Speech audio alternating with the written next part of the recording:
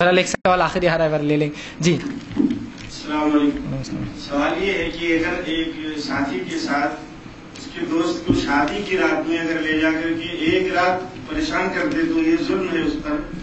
اور جو لوگ شادیاں کرا کر کے بہت سارے لوگوں کی شادیاں کراتے ہیں، محفل میں شادیاں کراتے ہیں اور 40 دن کے لیے غائب کر دیتے ہیں، ان کا کیا معاملہ ہے؟ میں نے سوال کیا کہ کچھ لوگ جو ہے نکاح کرتے ہیں اور لوگوں کو 40 دن یا اور بھی اس سے الگ الگ تعداد غائب کر دیتے ہیں، ان کا کیا؟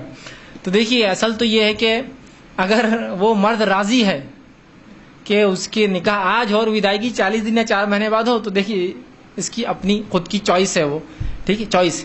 لیکن یہاں جو پہلے کیس میں مرد راضی نہیں نا، اسی رات ملنا اس کا طے تھا، مطلب نکاح ہوا اور اسی رات ودائیگی ہو گئی، تو اس معاملے میں تو اس کو تنگ کرنا تو ظلم ہوا.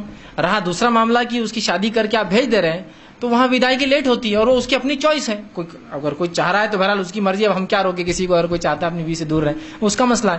لیکن پہلے کیس میں تو وہ چاہ نہیں رہا، آپ لے جا رہے ہیں. دوسرے کیس میں وہ خود سے جاتا ہے، اور عموماً ایسا ہوتا ہے، یا بہت سی اور میں سمجھتا ہوں والدین مجبوراً بھیج دیتے ہیں، تمہاری شادی وہاں ہوں گی اور اس کے بعد تم اتنے دن جاؤں گے تو ہی تمہارا ہوگا، تو بولتا ہے بھائی چلو مجبوراً ہی صحیح، اب کر لو، بعد میں دیکھا جائے گا. بہرحال وہ اس کا اور اس کے رب کا معاملہ ہے کہ کیا کس مجبوری میں اس نے کیا اور کیا اس کا دل تھا.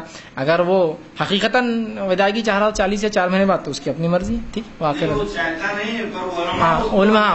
اگر وہ چاہتا نہیں اور علماء کرتے ہیں تو بہرحال ظاہر سی بات ہے یہ بھی اس پہ ظلم ہوا. آپ اس پہ ظلم کر رہے ہیں، اس کو ایذا پہنچا رہے ہیں، اس کو تکلیف دے رہے ہیں، اور مومن کو ایسی تکلیف دینا شریعتاً بالکل جائز نہیں ہے. اور وہ بھی 40 دن 4 مہینے اتنی لمبی لمبی تکلیفیں دے دینا شادی کو، حالانکہ وہ نہیں چاہتا.